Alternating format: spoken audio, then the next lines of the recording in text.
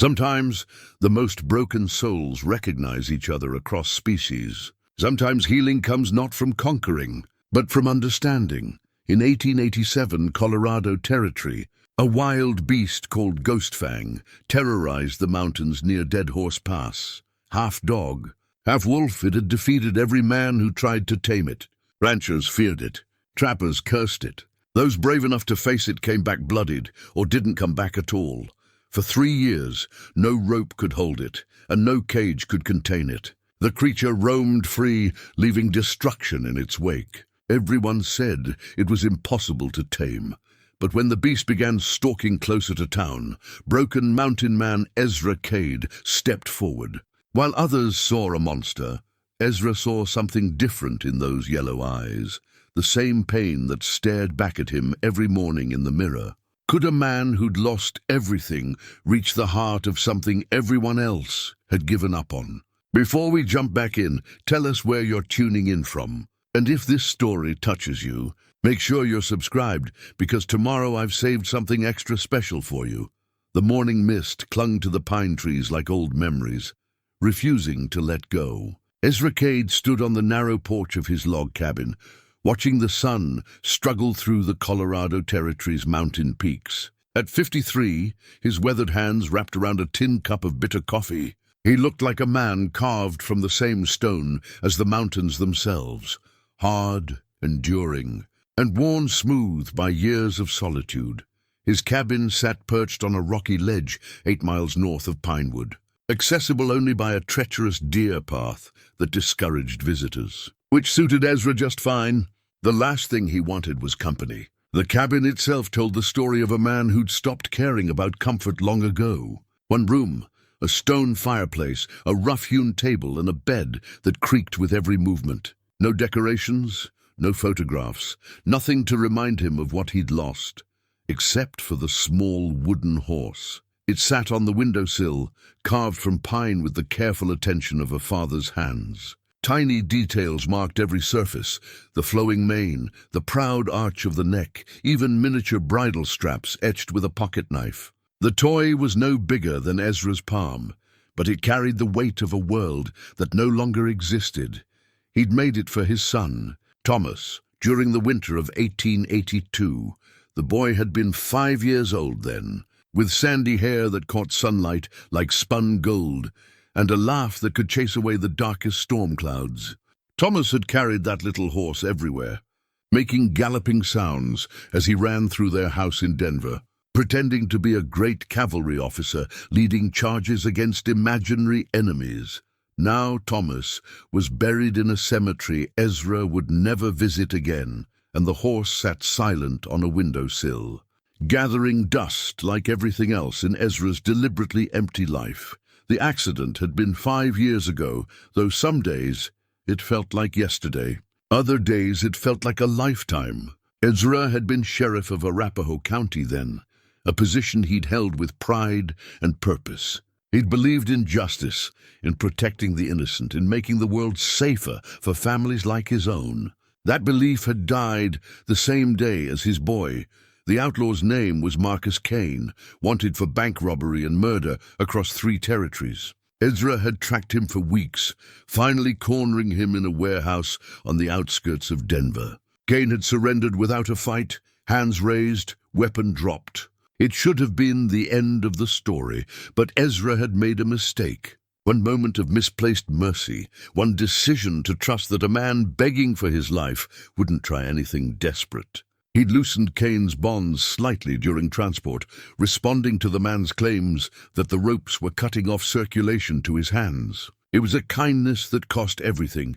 Kane had broken free during the transfer, stolen Ezra's own service revolver, and escaped into the Denver streets. 3 days later, driven by rage and a twisted sense of revenge, Kane had broken into Ezra's home while the sheriff was out on another case. He'd found Martha in the kitchen and Thomas playing in the sitting room.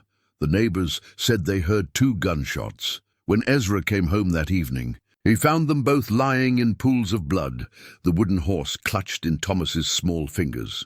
Kane was never caught, He'd vanished like smoke into the vast Western territories, leaving behind only destruction and a broken man who could no longer bear to wear a badge. The townspeople of Denver had been understanding at first. They'd attended the funeral, offered condolences, even suggested that Ezra take time to heal before returning to duty. But Ezra knew better. He'd seen the questions in their eyes, the unspoken blame. If the sheriff couldn't protect his own family, how could he protect theirs? So he disappeared into the mountains, carrying nothing but essential supplies and the weight of his failures. For 5 years, he'd lived on these heights, trapping enough game to survive, trading pelts once a month in Pinewood for coffee, flour, and ammunition. The townspeople knew him only as the strange hermit who appeared like a ghost at Thompson's general store, conducted his business in silence, and vanished back into the wilderness. They whispered about him naturally. Some said he was touched in the head. Others claimed he was dangerous, a man whose grief had twisted him into something unpredictable. A few of the older residents remembered hearing stories about a sheriff in Denver who'd lost his family, and they suspected the truth. But no one ever asked directly. Ezra preferred it that way. Questions meant conversation, and conversation meant explaining things he couldn't bear to put into words. Better to be known as the crazy mountain man than the father who'd failed to save his child. His daily routine never varied. Rise before dawn, check the trap lines, gather firewood, maintain his equipment. Every task performed with the methodical precision of a man trying to keep his mind occupied. He'd learned that idle thoughts led to dangerous places, memories of laughter, of small arms wrapped around his neck, of bedtime stories and promises he couldn't keep. The only time he descended toward civilization was for supplies, and even then he timed his visits to avoid the busiest hours. Thompson's general store on Tuesday mornings, when most folks were busy with their own affairs. Quick, efficient transactions conducted in monosyllables. Pay for what he needed, load his pack, and retreat back to his mountain solitude. But lately, those trips had become increasingly tense. Pinewood was afraid. The town nestled in a valley between towering peaks, surrounded by dense forests that had always provided both beauty and isolation. Founded 15 years earlier by optimistic families seeking fresh starts, it had grown into a modest community of maybe 200 souls. They had a church, a school, Thompson's store, a small saloon, and the kind of quiet streets where children could play without worry. Until Ghostfang arrived. The name itself had taken on mythical proportions over the past 3 years. Some claimed the beast stood 4 feet at the shoulder, with jaws that could snap a man's leg like kindling. Others swore they'd seen yellow eyes glowing in the darkness, watching from the tree line with an intelligence that was almost human. What everyone agreed on was that the creature was unlike anything they'd encountered before. Larger than any dog, more cunning than any wolf, and possessed of a viciousness that seemed personal rather than instinctual. It had killed livestock, destroyed property, and injured several men who tried to hunt it down. Old Pete Morrison, the town's most experienced tracker, had organized 3 separate expeditions to find and kill the beast. Each time, they'd returned empty-handed, with tales of tracks that vanished on rocky ground and a quarry that seemed to anticipate their every move. The last expedition had ended with 2 men requiring stitches, and Pete himself declaring the animal smarter than most folks I know. The descriptions varied depending on who was telling the story, but certain details remained consistent. The size, enormous, somewhere between a large dog and a small bear. The coloring, dark gray with black markings that made it nearly invisible in shadows. The eyes, yellow as molten gold, filled with an intelligence that unsettled even hardened men. Most disturbing of all were the reports of its behavior. This wasn't a rabid animal acting on instinct. Ghostfang seemed to choose its targets deliberately, striking when least expected, and always managing to escape before help could arrive. It had developed a reputation for being untouchable, a phantom that haunted the mountain passes and left fear in its wake. During his supply runs, Ezra had overheard countless conversations about the beast. Men speaking in low voices about reinforcing chicken coops and keeping children closer to home. Women sharing worried glances when the topic arose. Even the town's minister had taken to including prayers for protection in his Sunday sermons. Ezra had listened to it all, with the detached interest of someone observing a drama that didn't concern him. He lived far enough from town that Ghostfang's activities seemed like distant thunder, troubling to others, but not his problem. His own mountain was steep and rocky, offering little of interest to a predator that seemed to prefer easier targets in the valleys below. Besides, he had enough ghosts of his own to wrestle with. He didn't need to take on the town's monster as well. But as he stood on his porch this particular morning, something felt different. The forest was too quiet. Birds that usually filled the dawn air with chatter had fallen silent. Even the wind seemed muted, as if the mountains themselves were holding their breath. Ezra's instincts, dulled by years of isolation but not completely dead, began to stir. Something had changed in the delicate balance of his wilderness sanctuary. Something large enough and dangerous enough to silence the natural world. He stepped back inside the cabin and reached for his rifle, a well-maintained Winchester that had served him faithfully through years of hunting and protection. The weapon felt familiar in his hands, a reminder of skills he'd hoped never to use again. As he checked the ammunition and slung the rifle across his shoulder, his eyes fell once more on the wooden horse. For just a moment, he allowed himself to remember the sound of Thomas's voice, excited and breathless as he described the adventures his toy horse was having. Then he pushed the memory away, stepped out into the silent morning, and began walking down the mountain toward whatever was coming. The scream that shattered Tuesday morning's peace in Pinewood would echo in Ezra's memory for years to come. He was halfway down the mountain trail when it reached him, high, terrified, and unmistakably that of a child. The sound cut through the forest silence like a blade, followed immediately by shouting voices and the sharp crack of a rifle. Ezra broke into a run, his boots finding purchase on the rocky path with the sure-footedness of a man who'd spent 5 years navigating these slopes. The sounds were coming from the eastern edge of town, where the settlement met the tree line. As he crested the final ridge, he could see people running toward a small farmhouse, their movements frantic and purposeful. By the time he reached the scene, a crowd had gathered in the yard of the Henderson place. Women were ushering children away, while men stood in a tight circle, their faces grim. Dr. Patterson knelt beside something on the ground, his medical bag open, hands moving with practiced efficiency. "Sarah, honey, you're safe now?" he was saying in the gentle voice he used for frightened patients. "Just lie still while I look at these scratches." Ezra pushed through the crowd until he could see what had happened. Sarah Henderson, 8 years old with brown braids and enormous blue eyes, lay on a blanket someone had brought from the house. Her left arm was bandaged, and her dress, a cheerful blue calico with tiny white flowers, was torn in several places. The largest tear ran from her shoulder to her waist, the edges jagged and stained with blood. What happened here? Ezra's voice cut through the murmured conversations, and several heads turned toward him in surprise. Most of the townspeople recognized him by sight, but few had ever heard him speak. Tom Henderson, Sarah's father, looked up from where he knelt beside his daughter. His face was pale with shock and dark with fury. "That damn beast," he said, his voice shaking. "Ghostfang. It came right into our yard, bold as brass, while Sarah was feeding the chickens. I heard the commotion and came running," added Mrs. Henderson, tears streaming down her cheeks. "Found that monster standing over her, just staring. When it saw me, it took off toward the woods, but not before." She gestured helplessly at her daughter's torn clothing. Dr. Patterson finished his examination and sat back on his heels. "She's lucky," he announced to the crowd. "The scratches are shallow, more like warning marks than a real attack. If that animal had meant serious harm, we'd be having a very different conversation." "Warning marks?" Tom Henderson stood up, his hands clenched into fists.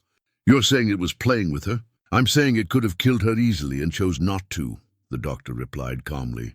"That doesn't make it less dangerous, but it might mean something." Ezra studied the torn fabric of Sarah's dress, noting how the tears followed clean lines rather than the random shredding that would come from a frenzied attack. The creature had been deliberate, controlled. That level of restraint suggested intelligence and perhaps something else. Where exactly did this happen? He asked. Tom pointed toward a small wooden coop 20 yards from the house. Right there by the chicken pen. Sarah goes out every morning to scatter feed. Never had trouble before, not even with foxes or coyotes. Ezra walked over to the area, ignoring the curious stares that followed him. The ground around the coop told a clear story to someone who knew how to read tracks. Massive paw prints in the soft earth, much larger than any domestic dog. The spacing between them indicated a creature moving at a walk, not running or stalking. It had approached openly, without attempting stealth. More interesting were the chicken tracks. The birds had scattered naturally, but not in the panic pattern he'd expect from a predator attack. They'd moved away but not fled entirely. Some had even returned to peck at scattered grain while the confrontation was happening. Has anyone seen hide or hair of this beast before today? Ezra called back to the crowd. Old Pete Morrison caught sight of it near Widow's Creek last month, someone answered. Said it was watching him from across the water, just standing there like it was studying him. My husband saw tracks by our well 2 weeks ago, added another woman. Fresh ones, like it had come right up to the house in the night. Ezra nodded, pieces of a puzzle beginning to form in his mind. This wasn't random predation.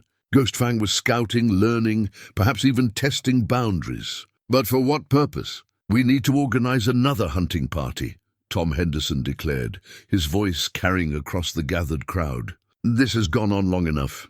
That thing nearly killed my daughter today. Nearly killed her. Dr. Patterson shook his head. Tom, I understand you're upset, but let's be accurate about what happened. Sarah has some scratches and a torn dress. She's frightened, but she's not seriously injured. This time, Tom shot back. What about next time? What if it decides to stop giving warnings? Murmurs of agreement rippled through the crowd. Ezra could see the fear in their faces transforming into something more dangerous, the kind of determination that led to hasty decisions and tragic mistakes. Hunting. Parties haven't worked before, he said quietly. But his words carried in the morning air. 3 expeditions, no results. What makes you think a 4th will be different? You got a better idea, Cade? The challenge came from Jake Murphy, the town's blacksmith, and a man not known for patience. Or are you just here to watch the show? Ezra met Murphy's hostile stare without flinching. I've been tracking animals in these mountains for 5 years. I might have a different approach. Different how? This from Mayor Williams, a thin man with intelligent eyes who'd been quietly observing the exchange. Most folks have been treating this like a hunting problem, Ezra replied. Track it down, corner it, kill it. But this animal isn't behaving like normal prey. It's smart, it's cautious, and it seems to be studying human behavior as much as humans are trying to study it. So what are you suggesting?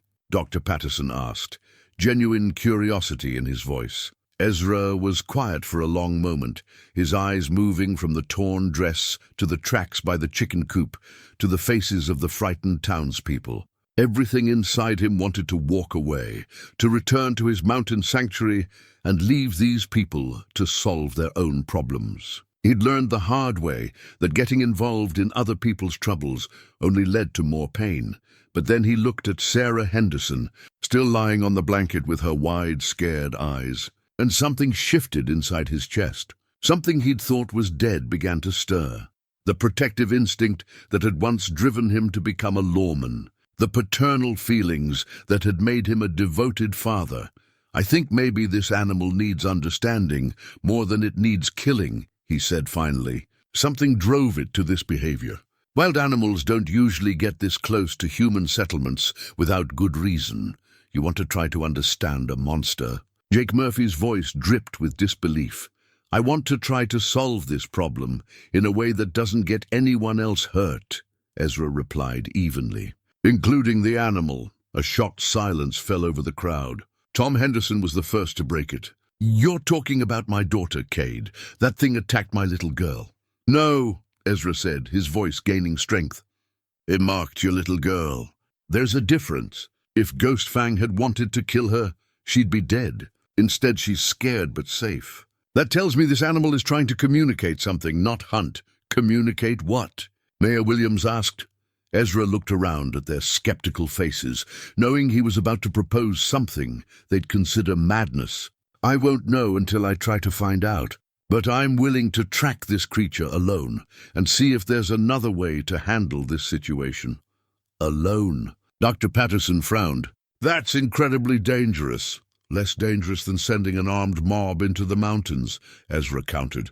This animal has avoided every hunting party so far. It knows these hills, it's faster than you are, and it's shown it can disappear when it wants to. But it's also shown restraint. That gives me something to work with. The crowd erupted into arguments, some supporting the idea of trying a different approach, others insisting that the only good solution was a dead Ghostfang. Through it all, Ezra stood quietly, his mind already working out the logistics of tracking an intelligent predator that didn't want to be found. When the voices finally died down, Mayor Williams stepped forward. "How long are you asking for, Cade?" 2 weeks, Ezra replied. "Give me 2 weeks to see if I can make contact with this animal and figure out what it wants. If I can't make progress by then, you can organize all the hunting parties you want. And if it hurts someone else in the meantime," Tom Henderson demanded. Ezra looked down at the torn piece of blue calico fabric at his feet, stained with blood, but not soaked in it. A warning, not an attack. A message, not murder. Then I'll track it down and kill it myself, he said quietly. But I don't think that's what's going to happen. Back in his cabin that evening, Ezra spread his tracking gear across the rough wooden table like a general planning a campaign. Rope, dried meat, his skinning knife, extra ammunition, a compass, and a small telescope he'd acquired years ago for spotting game at distance. Everything a man needed to survive in the wilderness while pursuing something that didn't want to be found.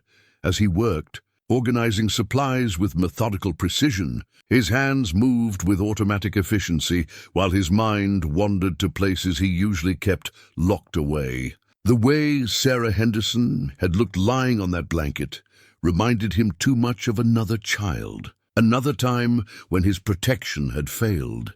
He reached for his pack and his fingers brushed against something small, tucked into a side pocket. Without thinking, he pulled out a pair of tiny leather gloves, brown and soft, sized for a 5-year-old's hands. His breath caught in his throat. He'd made these gloves for Thomas during the winter before everything went wrong. The boy had wanted to help with the wood chopping, insisting that he was old enough to use tools like his father.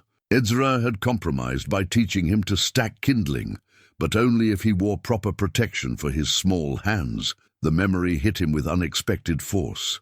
Thomas, so serious and determined, struggling to hold the miniature work gloves steady while Ezra helped him slip them on. "Now I can work like Papa," the boy had said with such pride in his voice that Ezra had to turn away to hide his smile. Patience. "Thomas," Ezra had told him that day, watching his son carefully arrange pieces of wood in neat piles. "Animals and tools both require patience. Rush either one and somebody gets hurt." Thomas had nodded solemnly, as if receiving sacred wisdom. "Patience, Papa, I'll remember." But patience hadn't saved him when Marcus Kane came calling. All the careful lessons about gentleness and understanding hadn't protected a small boy from a madman's revenge. Ezra tucked the gloves back into his pack, forcing himself to focus on the present. He'd given his word to the people of Pinewood, and despite his years of isolation, that still meant something.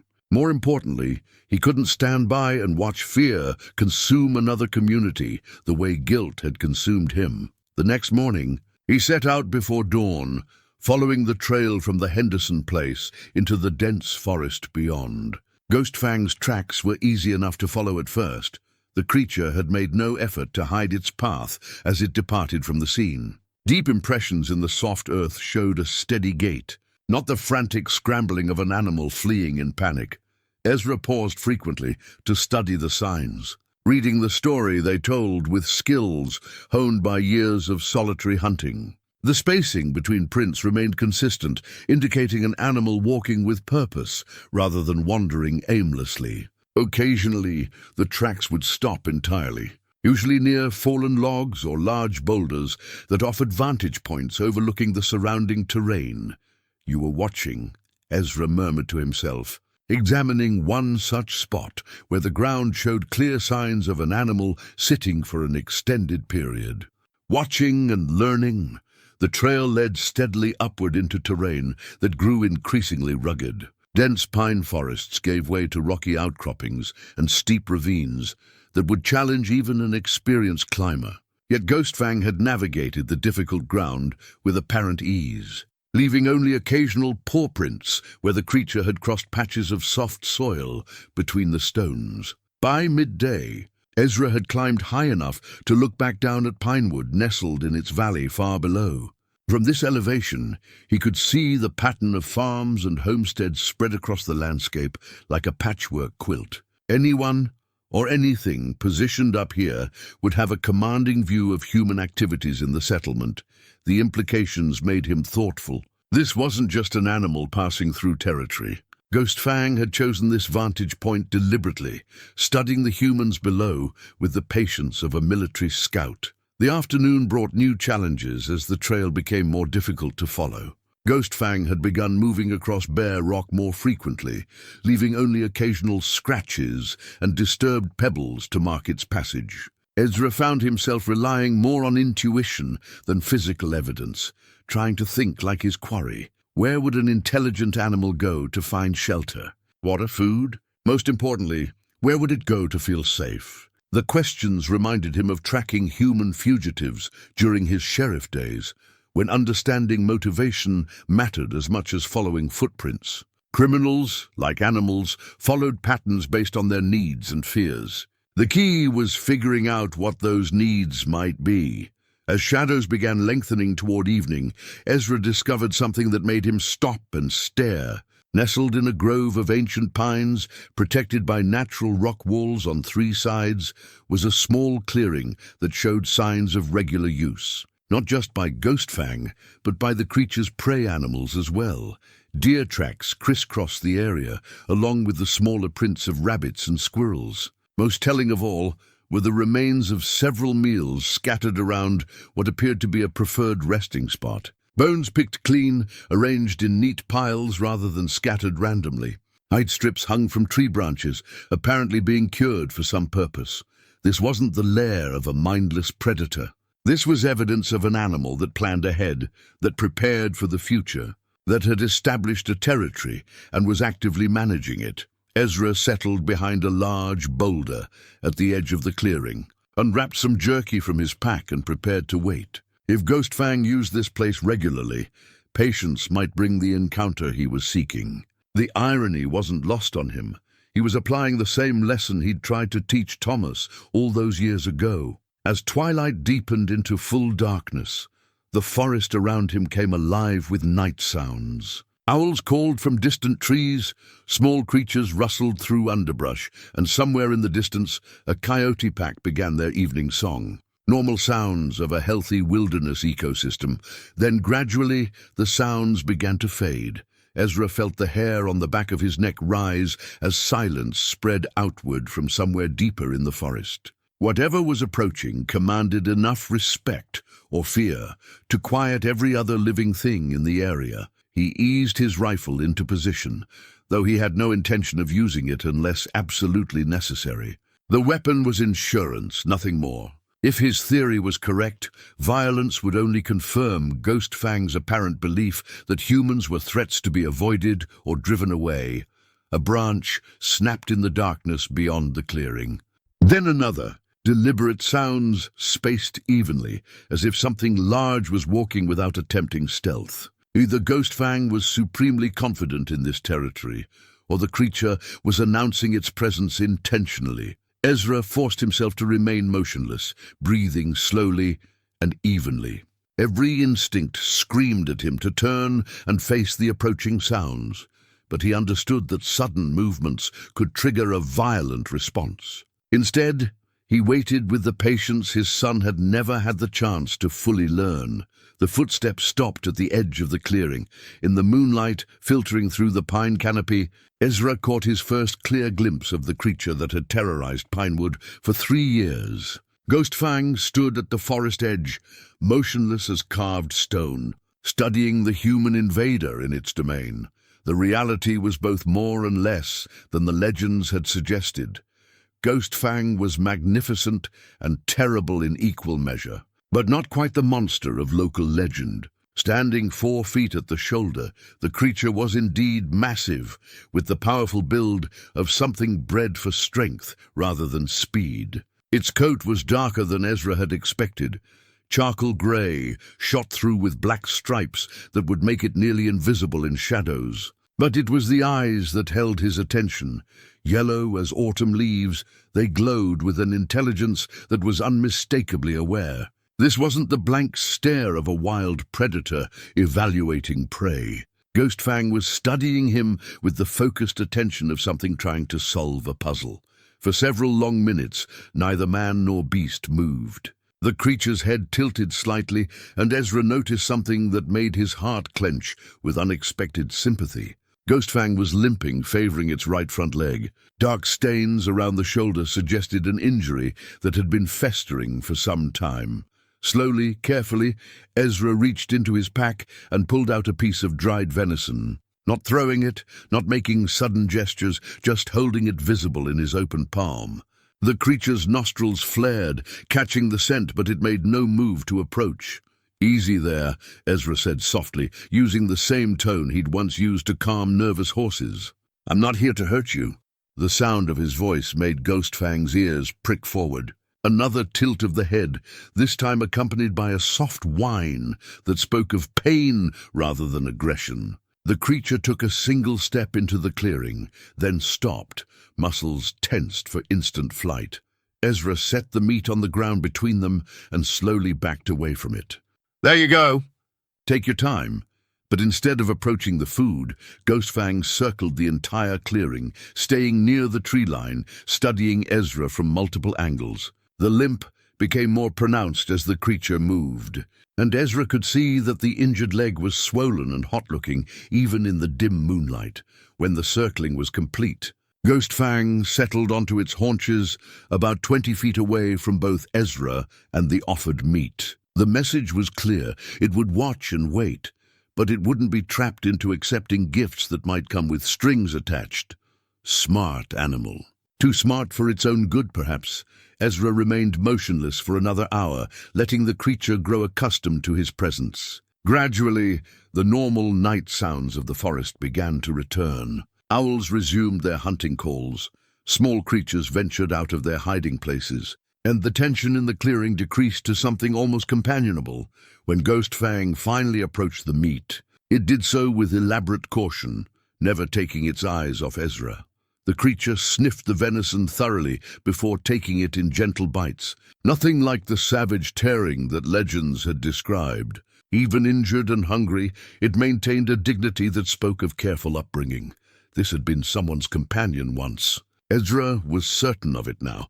As if reading his thoughts, Ghostfang finished the meat and then did something unexpected. It approached closer, within 10 feet, and lay down facing him, head resting on its front paws. The posture was unmistakably that of a dog, seeking approval from a trusted human.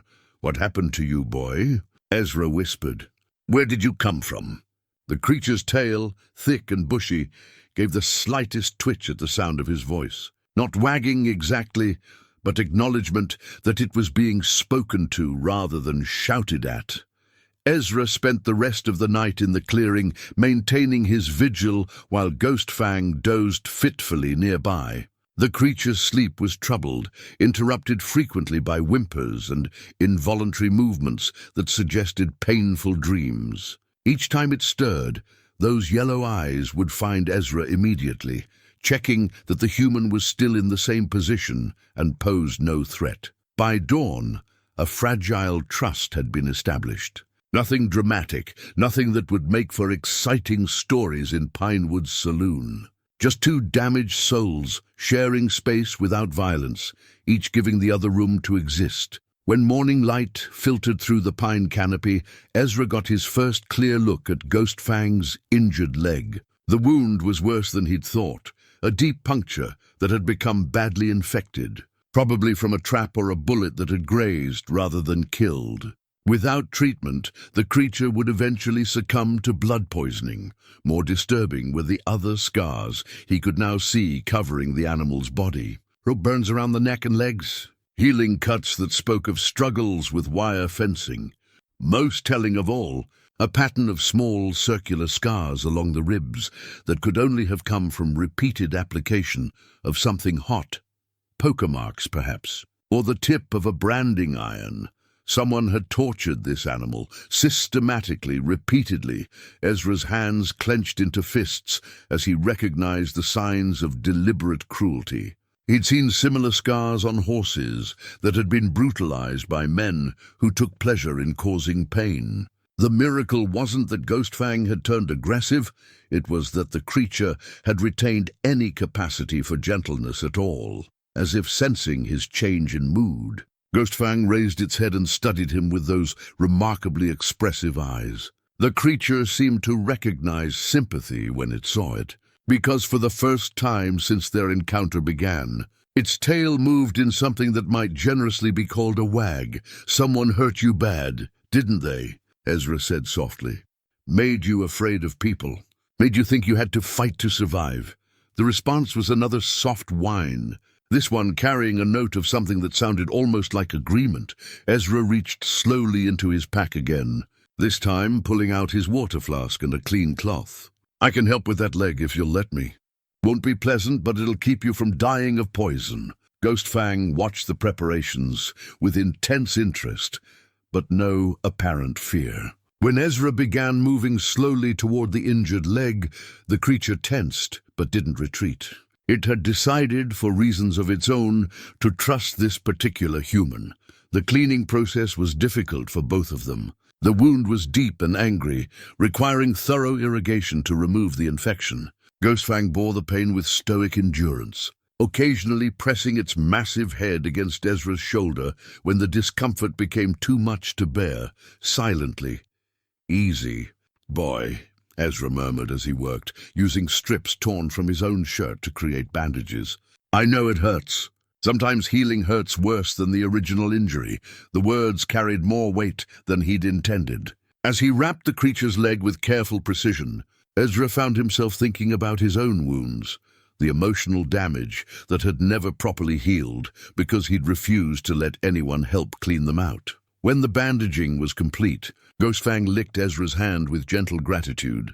The gesture was so purely canine, so reminiscent of countless dogs he'd known throughout his life, that Ezra had to swallow hard against an unexpected surge of emotion. "There you go," he said, sitting back on his heels. "That should help, but you're going to need rest and regular care if you want it to heal properly." As if understanding the implications, Ghostfang settled more comfortably in the clearing, making it clear that it had no intention of going anywhere. At least not yet. Ezra found himself with an unexpected patient and an even more unexpected sense of purpose. 3 days into his vigil with Ghostfang, Ezra made a discovery that changed everything he thought he knew about the creature's story. While exploring the area around their shared camp, he found something glinting in the underbrush near a rocky outcropping, a piece of rusted metal that made his blood run cold. It was a dog collar, weathered by years of mountain weather, but still intact enough to read the faded brass nameplate, "Rex, property of the Morrison family. If found, return to Sweetwater Ranch." Ezra turned the collar over in his hands, noting the deep scratches in the leather where teeth had worried at it desperately. The buckle was bent and broken, suggesting it had been torn off rather than removed gently. Dark stains that might once have been blood marked the inner surface, Sweetwater Ranch. He knew that name from stories told in hushed voices around Pinewood's general store. A family had tried to establish a homestead in the high country about 4 years ago, a young couple named Morrison with their 2 children and a handful of livestock. They'd been ambitious, maybe too ambitious, choosing a remote location that promised good water and grazing, but offered little in the way of neighbors or protection. The story had ended in tragedy. A late spring blizzard had caught them unprepared, and by the time a search party reached their homestead, the family was dead and their livestock scattered to the winds. The official report blamed exposure and poor planning. But Ezra remembered talk of other things found at the scene, evidence of violence that suggested something more sinister than simple weather. "So that's who you used to be," Ezra murmured, looking back toward the clearing where Ghostfang was resting. "Rex Morrison, someone's beloved companion." The creature had lifted its head at the sound of its old name, ears pricked forward with unmistakable recognition. For a moment, something almost like hope flickered in those yellow eyes before being replaced by the careful wariness that had kept it alive for so long. Ezra pocketed the collar and returned to their camp, his mind working through the implications of this discovery. A family dog, traumatized by whatever had happened at Sweetwater Ranch, surviving alone in the wilderness for years. No wonder it had developed such a complicated relationship with humans, caught between instinctive loyalty and learned fear. "Hey there, Rex," he said softly, settling back into his usual spot across the clearing. The name felt right on his tongue, more honest than the fearsome legend of Ghostfang. The creature's response was immediate and heartbreaking. Its tail began to wag. Not the tentative movement Ezra had seen before, but genuine canine joy at hearing its true name spoken with kindness. Rex whined softly and took several steps toward him before stopping, still fighting the conditioning that warned against trusting humans too completely. Over the following days, Ezra worked patiently to build on this breakthrough. He established routines that Rex could predict and find comfort in. Fresh water brought every morning. The infected wound cleaned and rebandaged each evening. Quiet conversation during the long hours of waiting for healing to take hold. The dog's intelligence became more apparent as their relationship deepened. Rex had learned to distinguish between different types of human approach during his years of hiding. He could tell the difference between someone moving through the forest casually and someone hunting him specifically.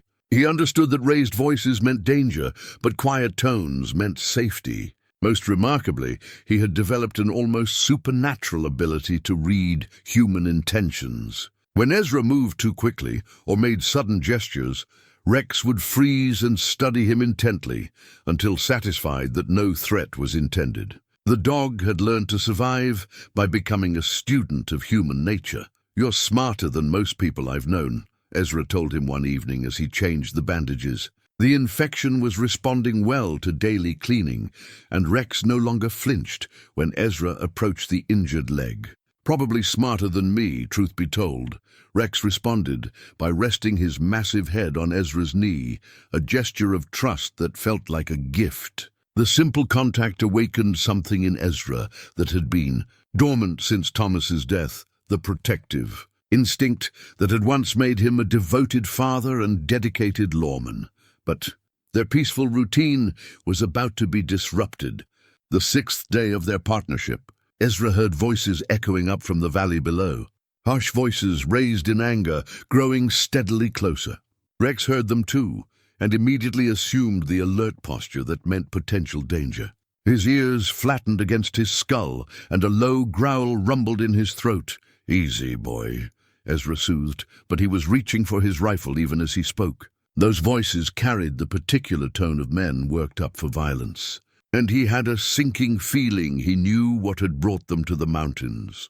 Through his small telescope, he could see them climbing the steep trail toward their position, 5 men armed with rifles and accompanied by a pack of hunting dogs. At the head of the group was Jake Murphy, the blacksmith from Pinewood, his face set in grim determination.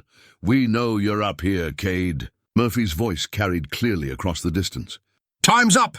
"That beast nearly killed Tom Henderson's boy yesterday, and folks are done waiting for your fool experiment to work." Ezra's blood chilled. "Another attack?" But that was impossible. Rex hadn't left the clearing in days, had barely been able to walk on his injured leg. Whatever had happened in Pinewood, this dog wasn't responsible. "There's been a mistake," he called back, stepping into view but keeping his rifle ready. "The animal you're looking for is here with me, and it's been here for almost a week. It couldn't have attacked anyone yesterday. Don't try to protect that monster," shouted another voice, Pete Morrison, the old tracker. "We found fresh tracks right by the Henderson place. Big ones, just like before." Rex pressed against Ezra's leg, trembling with a fear that went deeper than simple anxiety. This was the terror of an animal that had learned to associate groups of armed humans with pain and death. His breathing had become rapid and shallow, and Ezra could feel the powerful muscles bunching beneath the thick fur. "Listen to me," Ezra called out, trying to keep his voice calm and reasonable. "I can prove this dog isn't responsible. Give me a chance to show you." His words were cut off by the sharp crack of a rifle. The bullet splinged off a rock near Rex's feet, sending stone fragments flying. The hunting dogs below began baying with excitement. Sensing that their quarry was near, Rex let out a howl of pure terror and bolted for the tree line, his injured leg nearly buckling under him, but adrenaline carrying him forward. In seconds, he had vanished into the dense forest, leaving Ezra alone to face 5 angry men who were convinced they were hunting a killer. "You fools," Ezra shouted, his own temper finally breaking.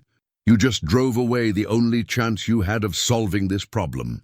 But Murphy and his companions were already spreading out, trying to cut off escape routes and corner their quarry. The hunt that Ezra had hoped to avoid was about to begin in earnest. And now he found himself caught between his promise to the townspeople and his growing attachment to a dog that deserved protection, not persecution. As the sounds of pursuit faded into the forest, Ezra made a decision that would have surprised the hermit he'd been just a week earlier.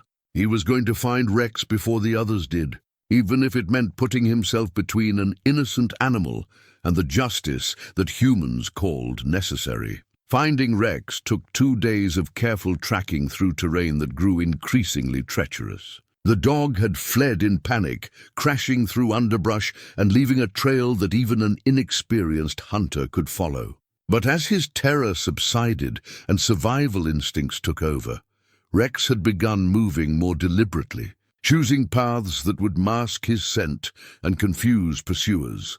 Ezra followed the signs with growing respect for the animal's intelligence. Rex was leading the hunting party in circles, doubling back on his own trail, even wading through shallow streams to break his scent line. These weren't the actions of a mindless beast. They showed the calculated thinking of something that had learned to stay alive through cunning rather than strength. When Ezra finally caught up with him, Rex was hiding in a narrow cave, barely large enough for his massive frame. The dog was pressed against the back wall, eyes wild with fear, the carefully wrapped bandages around his leg torn and bloody from his desperate flight. "Easy, boy," Ezra whispered, settling at the cave mouth without trying to enter the confined space. "It's just me." "You're safe," Rex whined softly, recognizing Ezra's voice but too frightened to approach. The trust they'd built over the past week had been shattered by gunfire and the baying of hunting dogs, sounds that clearly triggered terrible memories. Ezra reached into his pack and pulled out his spare shirt, the one he'd been saving for emergencies. Without hesitation, he began tearing it into strips, working slowly so Rex could see that his hands held no weapons. "That leg needs attention," he said conversationally, as if they were still sitting peacefully in their mountain clearing. "Looks like you've torn it open again. Can't have that healing properly if you keep running on it." The familiar routine of preparing bandages seemed to calm Rex slightly. His breathing slowed, and some of the wildness faded from his eyes. When Ezra held out a strip of clean cloth, Rex actually crept forward far enough to sniff it. "That's it," Ezra encouraged. "Just like before. I'm going to take care of you, same as always."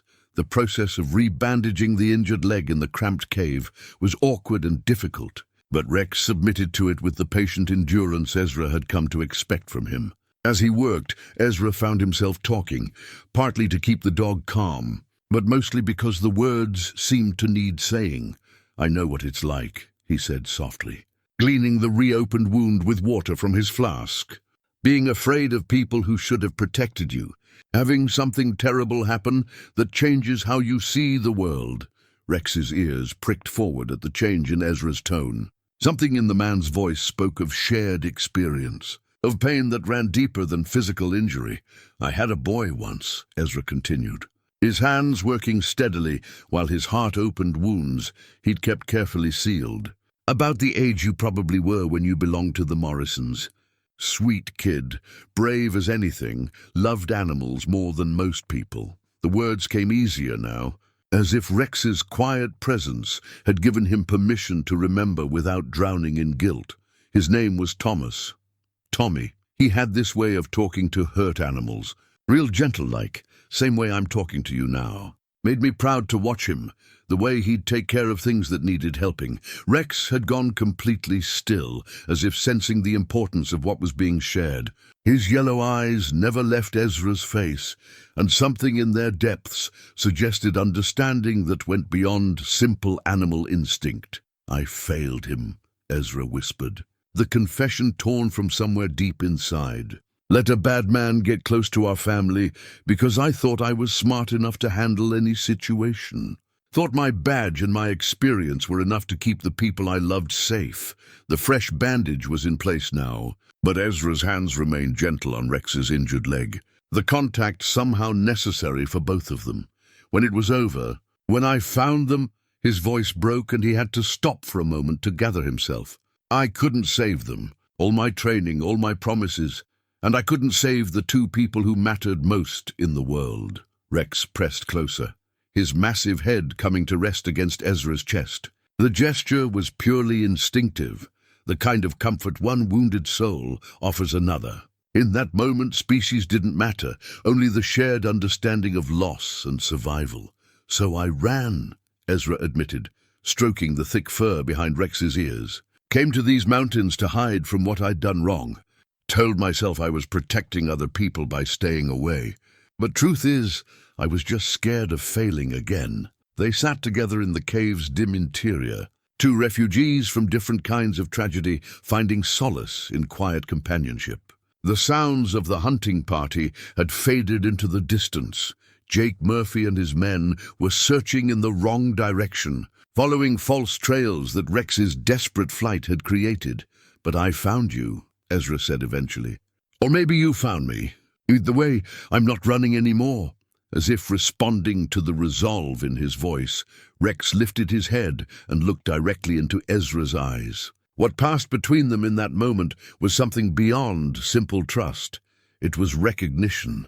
They had both been broken by loss, had both learned to fear the very connections that might heal them, and had both discovered that sometimes salvation came in unexpected forms. The sound of voices in the distance reminded them that their sanctuary was temporary. The hunting party was still out there, still convinced they were pursuing a killer. But now Ezra had a decision to make that would have been impossible a week earlier. He was going to protect Rex, no matter what it cost him. "Come on, boy," he said, gathering his supplies. "We need to get you somewhere safe while I figure out how to prove your innocence." Rex struggled to his feet, still favoring the injured leg, but moving with more confidence than he'd shown since the attack. As they prepared to leave the cave, he did something that stopped Ezra in his tracks. He picked up the torn remains of his old bandages in his teeth and carried them along, as if understanding that evidence of his injury might be important. "Smart dog," Ezra murmured with something that might have been the first smile he'd managed in years. "Smarter than the men hunting you, that's certain." Together, they emerged from the cave into afternoon sunlight that seemed brighter somehow, full of possibilities that neither had dared imagine just days before. The hunt was still on, the danger still real, but they were no longer facing it alone. For the first time since losing Thomas, Ezra felt like he had something worth protecting again. And judging by the way Rex stayed close to his side as they moved through the forest, the feeling was mutual. The wanted poster was nailed to a pine tree like a death sentence, the paper fluttering in the mountain breeze as if trying to escape its own message. Ezra found it while scouting ahead for safe passage, and the sight of his own face staring back at him from the crude sketch made his blood turn to ice water. Wanted for questioning. Ezra Cade, former sheriff of Arapahoe County, last seen in the vicinity of Pinewood, Colorado Territory. Contact U.S. Marshal Service Denver office. Reward $500.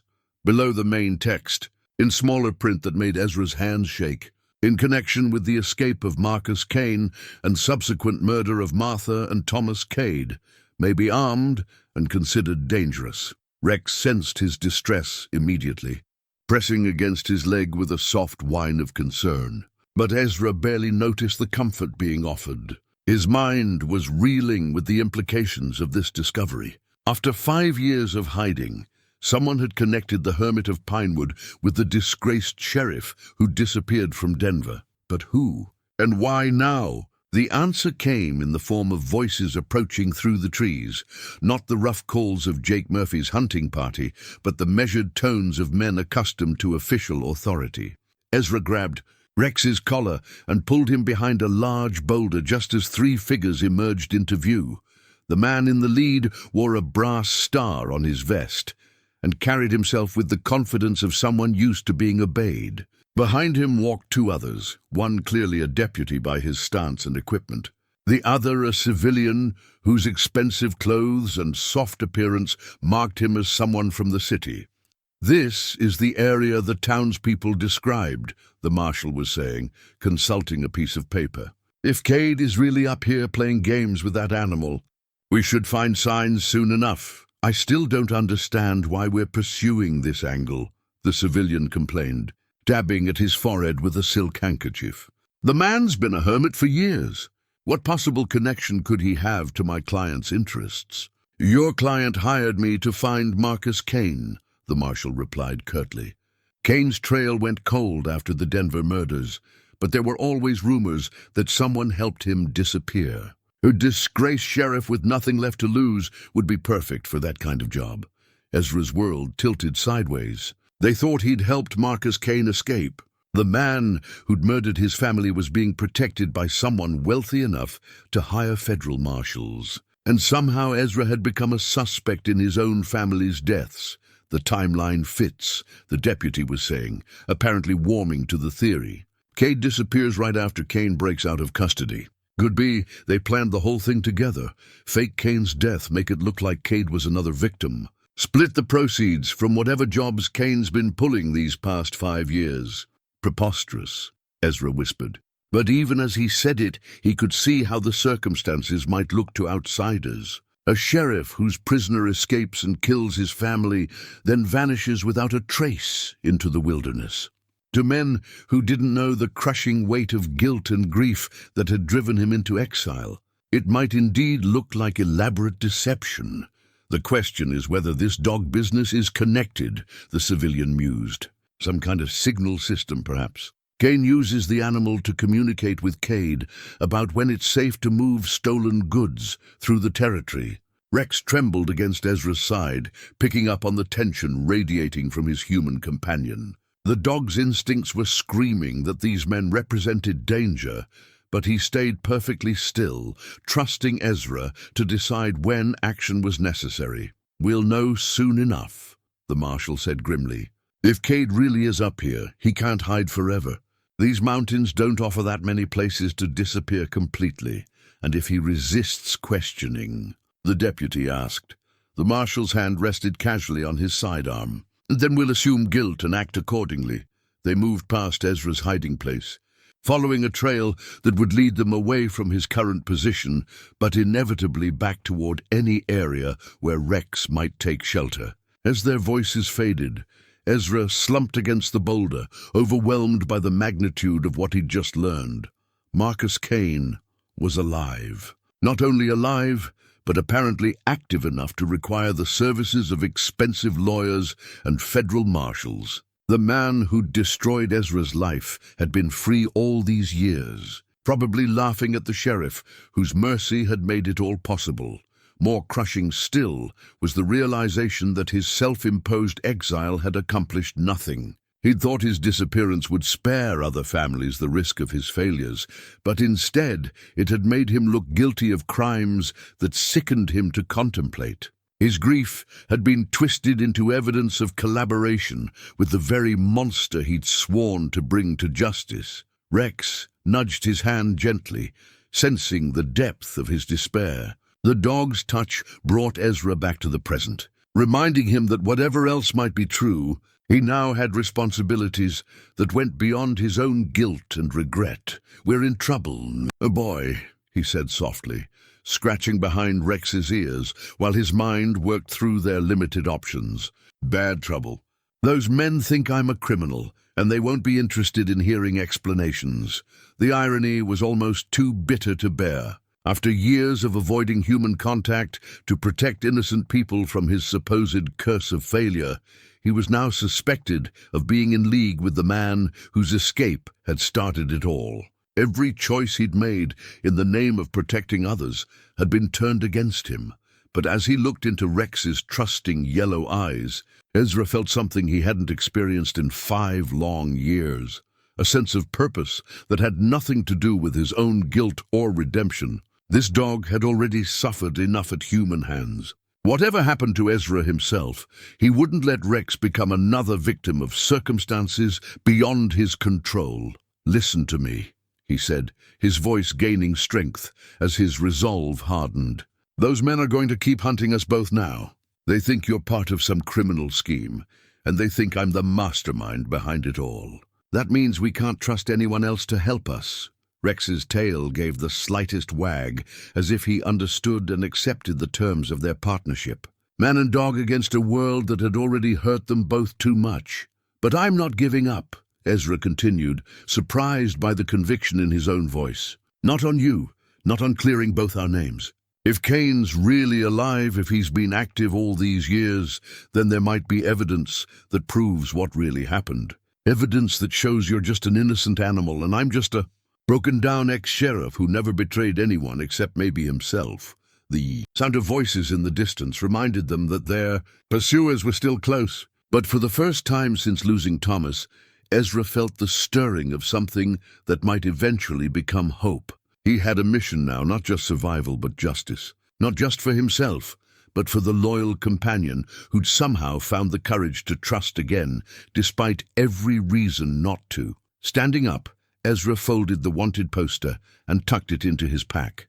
Evidence of how far he'd fallen, but also a reminder of what he was fighting to reclaim. His good name, his peace of mind, and the chance to protect something innocent in a world that seemed determined to destroy anything decent it could find. "Come on, Rex," he said quietly. "Time to stop running and start fighting back." Rex rose beside him, still favoring the injured leg, but moving with new purpose. Whatever doubts the dog might have had about trusting humans had been settled by watching Ezra's reaction to their shared danger. If his human was willing to face overwhelming odds rather than abandon him, then Rex was prepared to do the same in return. Together, they disappeared into the forest. No longer refugees, but partners in a cause that neither could achieve alone. Behind them, the marshal and his men continued their search, unaware that their quarry had just transformed from frightened prey into something far more dangerous, someone with nothing left to lose and everything to fight for.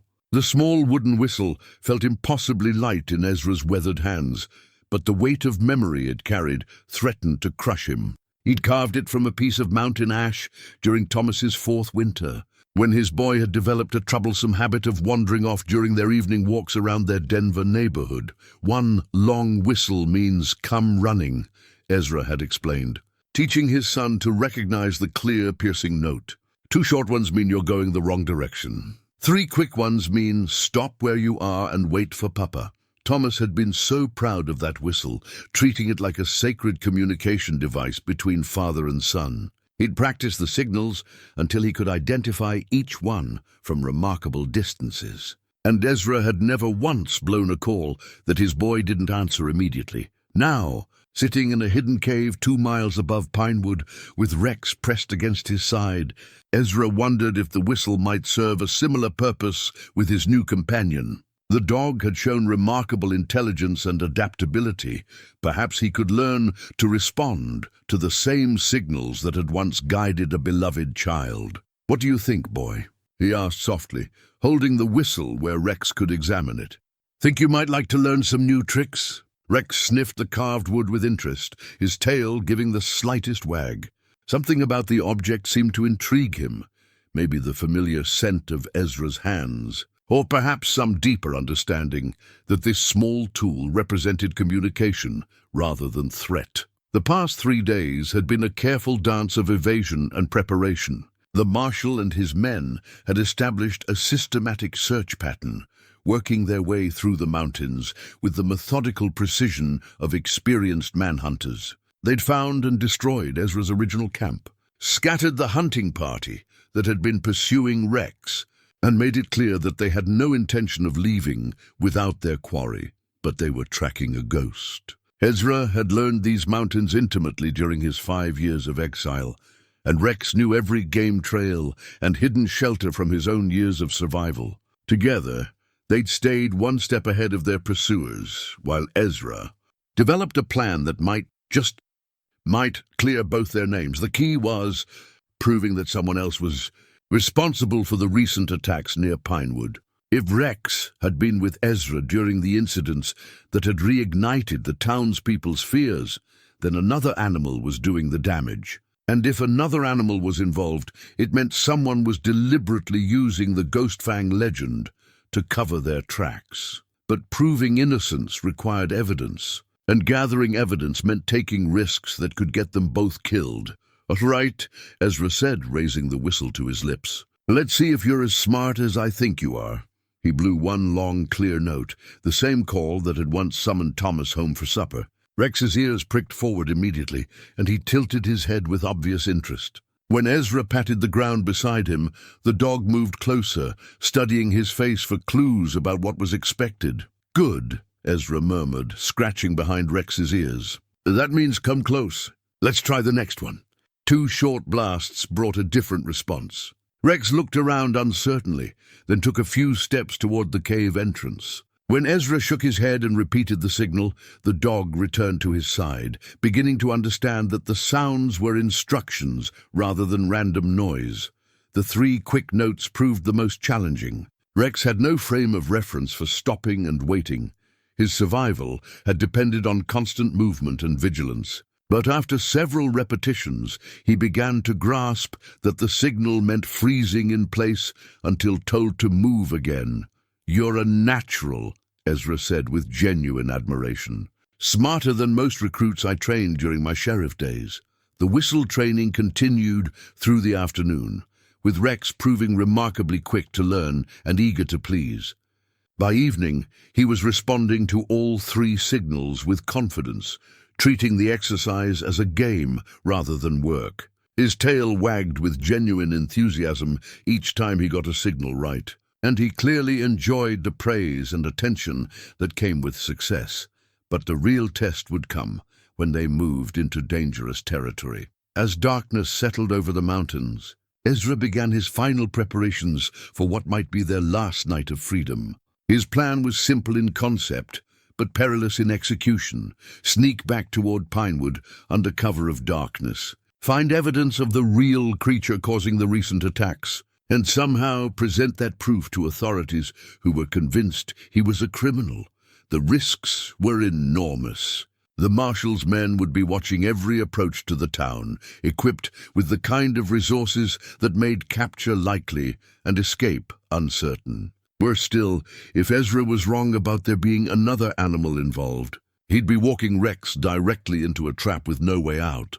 But doing nothing meant accepting guilt for crimes neither of them had committed. And Ezra had spent 5 years learning that some forms of safety came at too high a price for his conscience to bear. "Listen to me carefully," he said, his hands working methodically as he checked his rifle and loaded his pack with essential supplies. "Where we're going tonight is going to be dangerous. More dangerous than anything we've faced so far." Rex watched these preparations with the focused attention he'd learned to give Ezra's more serious moments. Something in the man's tone told him this wasn't another training exercise or routine movement to a new hiding place. "There are going to be men with guns looking for us," Ezra continued, speaking as much to organize his own thoughts as to prepare his companion. Men who think we're criminals and won't hesitate to shoot first and ask questions later. If something happens to me, if we get separated, or if I tell you to run, you use everything you've learned these past years to disappear into these mountains and stay hidden." The dog's tail stopped wagging, and his yellow eyes grew solemn. He'd learned to read human emotions with uncanny accuracy, and he could sense the weight of what Ezra was contemplating. "But if everything goes right," Ezra said, forcing optimism into his voice that he didn't entirely feel, "we might be able to prove that you're not the monster everyone thinks you are. Maybe even prove that I'm not the traitor they think I am." He tucked the whistle into his shirt pocket, close to his heart, where he'd once carried a photograph of Thomas and Martha. The symbolic gesture wasn't lost on him. He was carrying hope again, fragile and precious as a child's toy, but real enough to fight for. "The whistle signals work for close range," he explained, patting the pocket. "But if we get separated and I can't get close enough to call you, watch for other signs. And signals, things that look natural but aren't. You're smart enough to figure them out." Rex pressed closer, as if sensing this might be their last quiet moment together for a while. His massive head rested on Ezra's knee with the same trusting weight that had first broken through the mountain man's carefully constructed walls. "I want you to know," Ezra said quietly. His voice thick with emotion he'd thought himself incapable of feeling anymore, "that these past weeks with you have been the first time I've felt human since I lost my boy. Whatever happens tonight, you gave me that gift. You reminded me what it feels like to have someone depending on me, someone worth protecting." The words hung in the cave's dim interior like a benediction, blessing the unlikely partnership that had transformed them both from broken survivors into something approaching whole again. When they finally emerged into the starlit night, Ezra felt the familiar weight of his rifle across his shoulders and the comforting presence of Rex at his side. They moved through the darkness with the synchronized precision of a team that had learned to trust each other completely, heading toward a confrontation that would either restore their names or end their story forever. Behind them, the cave that had been their sanctuary stood empty, holding only the lingering warmth of the bond that had been forged within its protective walls. Ahead lay Pinewood, and the answers that might finally set them free if they could survive long enough to find them. The whistle rested against Ezra's heart, silent for now, but ready to carry the voice of protection and love across whatever dangers the night might bring. Just as it had once called a small boy home to safety, it would now guide a loyal dog through the darkness towards something that might, with courage and luck, finally resemble justice. Together, man and beast descended toward their destiny, no longer running from their past, but moving deliberately toward the confrontation that would define their future. The ambush came at dawn in Devil's Canyon, a narrow pass where ancient rock slides had created a maze of boulders and blind corners. Ezra had chosen the route precisely because it offered multiple escape options, but he hadn't counted on his pursuers being smart enough to split their forces and seal both ends of the canyon simultaneously. The first shot cracked like thunder in the confined space, the bullet striking sparks off granite inches from Ezra's head. Rex immediately dropped into the defensive crouch that had kept him alive through years of persecution, his yellow eyes scanning for threats while his powerful muscles coiled for action. "Ezra Cade!" The marshal's voice echoed off the canyon walls, distorted but unmistakably authoritative. "You're surrounded! Drop your weapons and surrender yourself for questioning." Ezra's response was to work the lever of his Winchester, chambering around with the practiced motion of a man who'd once worn a badge and understood the language of violence. 5 years of self-imposed exile hadn't dulled his reflexes or his accuracy, skills that had made him one of Colorado Territory's most respected lawmen before his world collapsed. Questioning about what? He called back, using the echo effect to mask his exact position among the scattered boulders. "About crimes I didn't commit? About helping the man who murdered my family?" "Drop the weapon, Cade. We know about your arrangement with Marcus Kane. We know about the stolen goods you've been moving through these mountains. The accusation hit Ezra like a physical blow, but it also clarified something that had been nagging at him since finding the wanted poster. They weren't just hunting a suspected criminal. They believed he was an active participant in whatever Cain had been doing for the past 5 years, which meant Cain was definitely alive, definitely operating in the region, and probably responsible for far more than just the deaths in Denver. Another shot rang out, this one coming from a different angle. Ezra counted at least 3 distinct positions based on the muzzle flashes, the marshal and his deputy he'd seen before, plus reinforcements they must have called in from other jurisdictions. Professional manhunters with experience and equipment that made this fight anything but fair. Rex moved beside him with the fluid grace of a predator, understanding without words that they were under attack, and that flight rather than fight would be their best option. But as they prepared to retreat toward what Ezra hoped was still an open escape route, the dog suddenly froze, his ears pricked forward and a low growl rumbling deep in his chest. "What is it, boy?"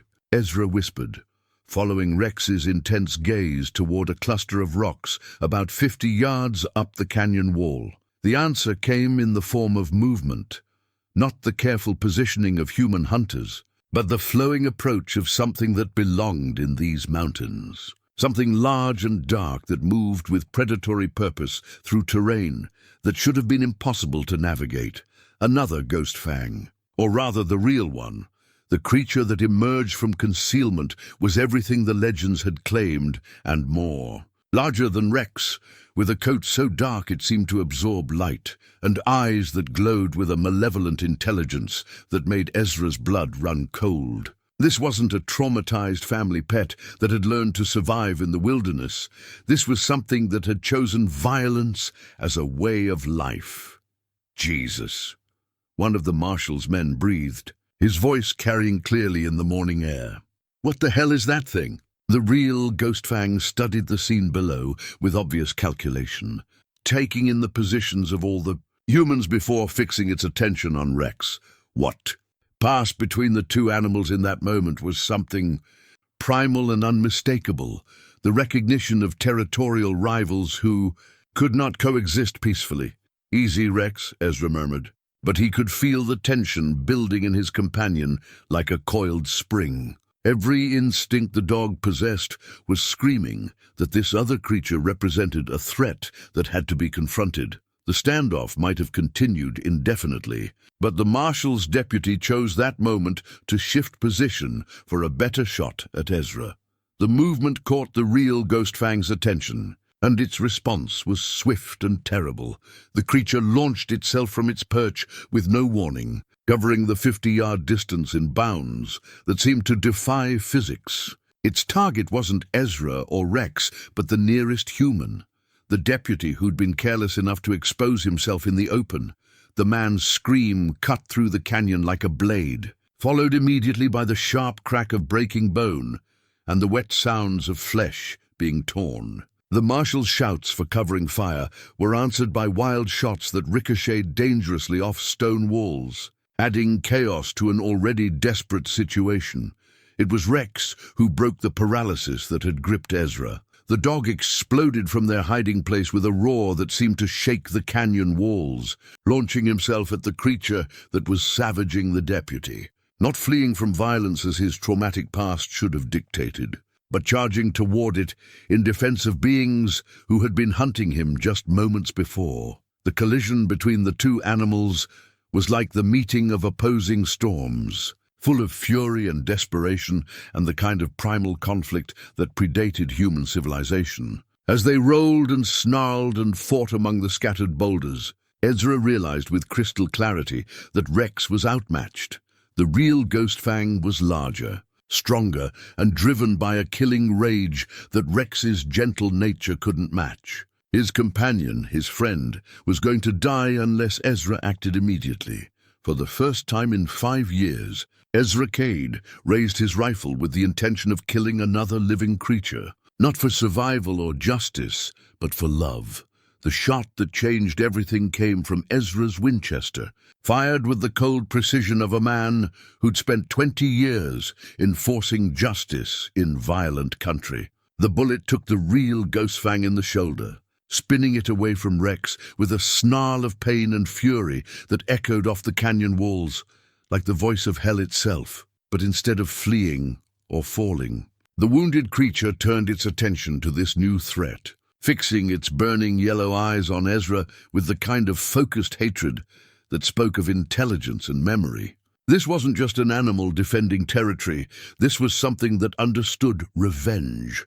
Rex struggled to his feet, blood streaming from deep gashes along his flanks where the other creature's claws had found their mark. His injured leg buckled under him, but he forced himself upright through sheer determination, positioning himself between Ezra and the advancing predator. "Get back, boy," Ezra commanded, working the Winchester's lever to chamber another round. But Rex ignored the order, his own growl rising to match the rumbling threat coming from their enemy. The real Ghostfang circled them with the patient stalking behavior of an apex predator, apparently unconcerned by its own wound.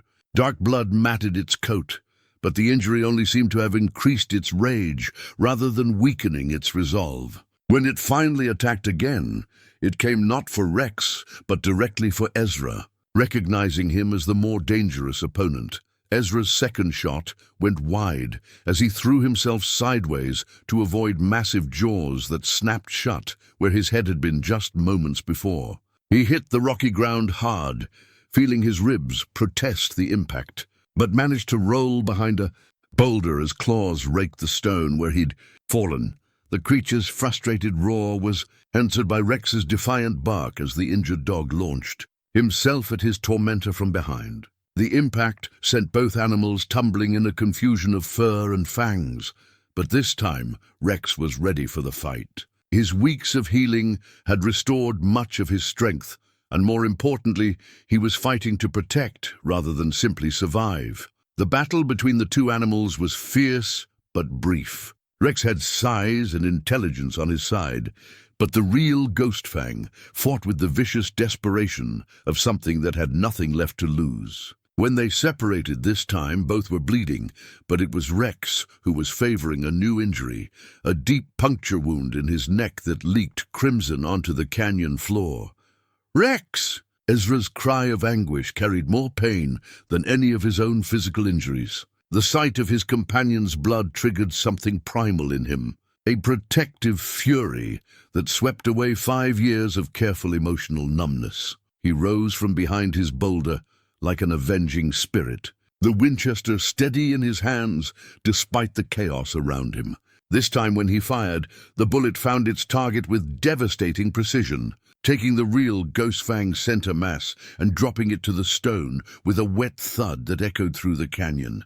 The silence that followed was deafening. The marshal and his surviving men had gone quiet, apparently stunned by the violence they'd just witnessed. Rex stood swaying over his fallen enemy, his breath coming in harsh gasps, while blood dripped steadily from his wounds.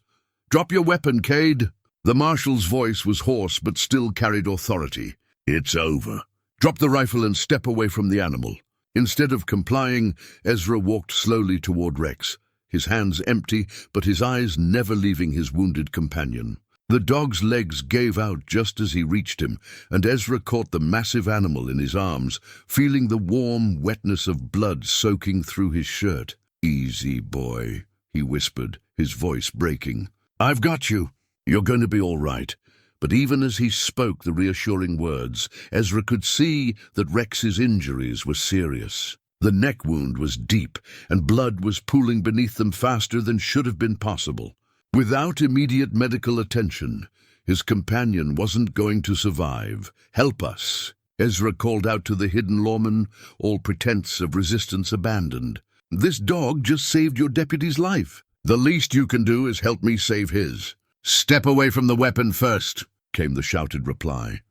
Ezra looked down at the Winchester lying beside him, then at Rex's fading eyes, and made the easiest decision of his life. He kicked the rifle away, sending it clattering across the stone. "There! Now help us, damn you!" The marshal emerged from concealment first, his own weapon drawn, but pointed downward. What he saw when he reached them apparently convinced him that the immediate threat had passed. A bleeding man holding a dying animal, both of them surrounded by evidence of a battle that had nothing to do with criminal conspiracy and everything to do with love and loyalty. "Jesus." "Cade," the marshal said quietly, holstering his pistol. "What the hell happened here?" "Justice," Ezra replied simply, pressing his hands against Rex's wounds in a desperate attempt to slow the bleeding. Finally, from Rex's neck hung the torn remains of a bloody bandage, the last remnant of the care Ezra had given him, now stained with the price of protecting those who would have destroyed him. The fabric that had once been a symbol of healing had become a badge of sacrificial courage, worn by a dog who'd proven that sometimes the greatest strength comes from choosing to love, despite every reason to hate. As consciousness faded from Rex's yellow eyes, his tail managed one final weak wag, not in pain, but in the simple joy of knowing he was not alone. 3 months later, autumn painted the Colorado Territory in shades of gold and crimson that reminded Ezra of better days. He sat on the porch of his new cabin, larger than the old one, with room for more than just solitary survival, watching Rex chase fallen leaves with the enthusiasm of a dog half his age. The scars from their final battle had healed well, leaving only faint silver lines beneath his dark coat and a slight stiffness in his gait when the weather turned cold. The new collar around Rex's neck was a work of art, braided from the finest leather Ezra could find, and decorated with small silver conchos that caught the morning sunlight. It wasn't a tool of restraint, but a symbol of belonging, crafted during the long weeks of recovery, when both man and dog had learned to trust in the possibility of better days. "Rex Morrison Cade," Ezra said aloud, testing the weight of the name they'd settled on. It honored the dog's original family while acknowledging the new bond that had been forged in blood and sacrifice. Rex's ears perked up at the sound, and his tail began the enthusiastic wagging that had become such a welcome part of Ezra's daily routine. The official vindication had taken time, but it had been complete. The real Ghostfang's body had yielded evidence that connected it to a series of livestock killings across 3 territories.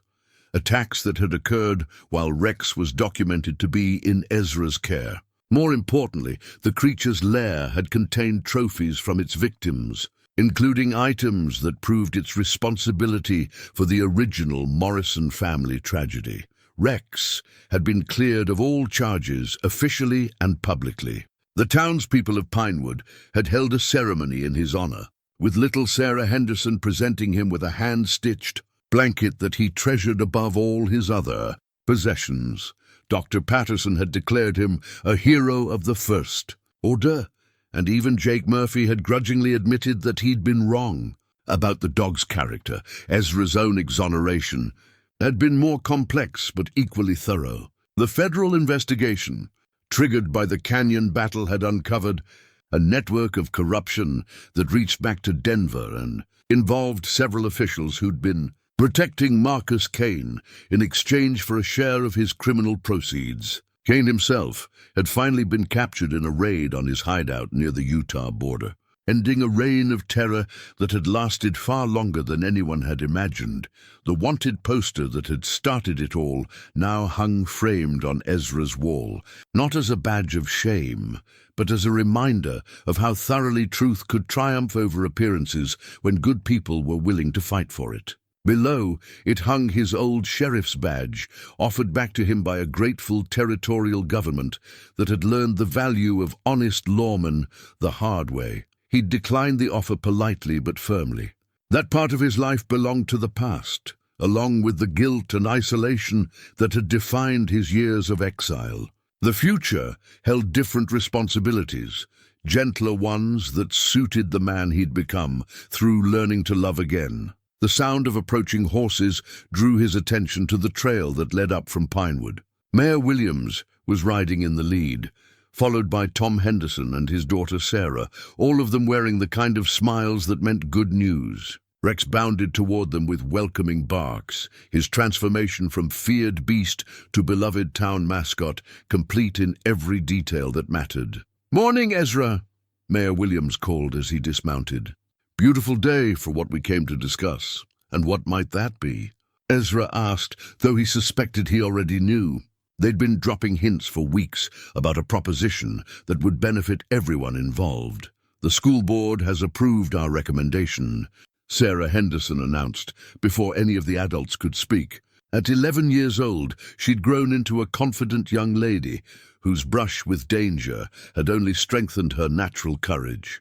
"We want Rex to be our official school guardian." The position they were offering was unprecedented, but perfectly logical. Rex would live at the schoolhouse during the week, protecting the children and serving as both companion and teaching aid for lessons about nature and responsibility. Weekends would be spent with Ezra, maintaining the bond that had saved them both, while allowing Rex to fulfill his natural protective instincts in a way that served the community. "What do you think, boy?" Ezra asked, kneeling beside his companion. "Want to be a school dog?"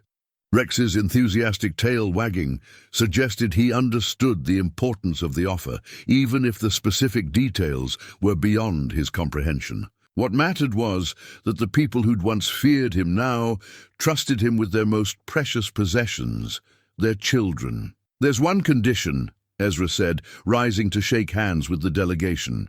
"Anytime there's trouble, any hint of danger to those kids, you send for me immediately. We're a team now, Rex and I. What threatens one of us concerns both." The agreement was sealed with handshakes and promises, but more importantly, with the understanding that some bonds transcend species and circumstance. As the visitors prepared to leave, Sarah Henderson approached Rex with the careful respect she'd learned to show all animals, large and small. "Thank you," she whispered into his ear, her small arms wrapped around his massive neck, "for being brave when we needed you to be." Rex's response was to gently lick her face, a gesture so tender that it brought tears to the eyes of every adult watching. This was redemption in its purest form, not just forgiveness for past mistakes, but the chance to transform those mistakes into wisdom that served others. As evening shadows lengthened across their mountain sanctuary, Ezra and Rex settled on the porch for their customary end-of-day reflection. The wooden whistle rested in Ezra's pocket, no longer needed for training, but treasured as a bridge between the love he'd lost and the love he'd found again. In the distance, the lights of Pinewood began to twinkle like earthbound stars, each one representing a family that now slept safely because two broken souls had learned to heal each other. It wasn't the ending either of them had expected when their paths first crossed in that moonlit clearing, but it was the ending they'd earned through courage, sacrifice, and the willingness to trust in second chances. Sometimes the most unlikely partnerships produce the most extraordinary results. Sometimes redemption comes not from running away from the past, but from learning to transform its lessons into gifts for the future. And sometimes, in a world that often seems determined to break good hearts, love finds a way to win.